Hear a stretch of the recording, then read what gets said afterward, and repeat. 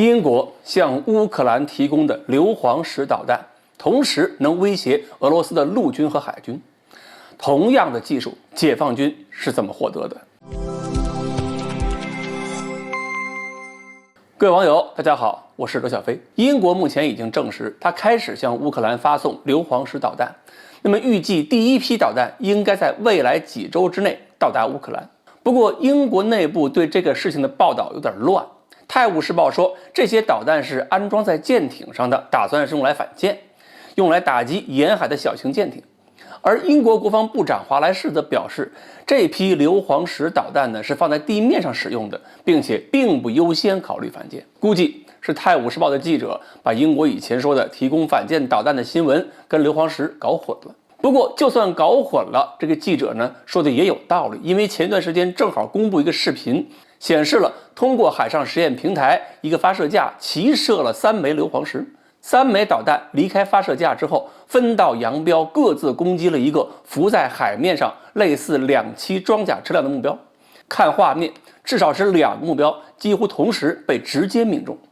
说明在海面背景杂波环境下，硫磺石的毫米波雷达导引头处理小目标信号能力还真不错。那么它确实可以反舰。使用毫米波主动雷达导引头还有个好处，就是发射之后可以不管，可以让导弹到目标区之后自行搜索目标。这样一个平台一次开火，就可以同时跟踪、锁定和打击多个目标，比如一个行进中的装甲车队。硫磺石呢，其实可以被看作是美国地狱火导弹的英国升级版，用的是毫米波雷达还有激光半主动双模制导。这就意味着，如果目标没有一个明显的雷达信号特征，那么只要有瞄准吊舱、无人机或者有人用激光束指示目标，硫磺石也能攻击。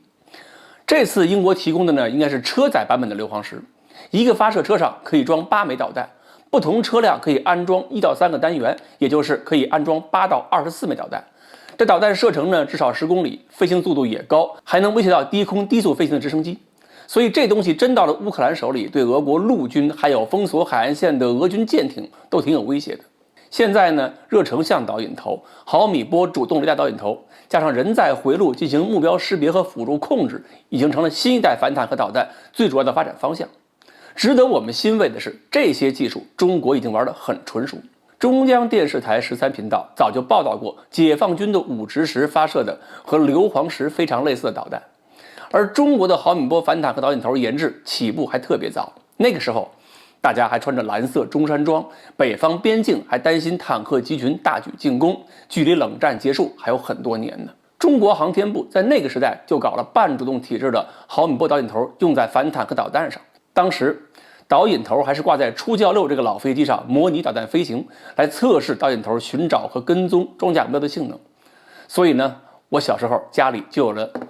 这么大一个初教6模型，绿色金属的，可惜后来送人了。而且导引头研制成功之后，当时军委还要求航天部马上把这个导引头送到国际上去展出，这就是告诉全世界，中国也有了这种技术，这是要发挥主动威慑作用，告诉北方的邻居不要轻举妄动。要知道那个时代，美国在这个领域也刚开始没多久啊，波音公司、休斯公司搞的黄蜂反坦克导弹，贵到美军都自己不敢采购。那个时候其实我们自己也是用不起的，但是现在这种技术已经白菜化了，普及化了，海峡对岸谁要是不服可以来领教。所以呢，大家应该理解，国外这么多先进并且昂贵的武器，为什么中国看上几眼就能弄出来？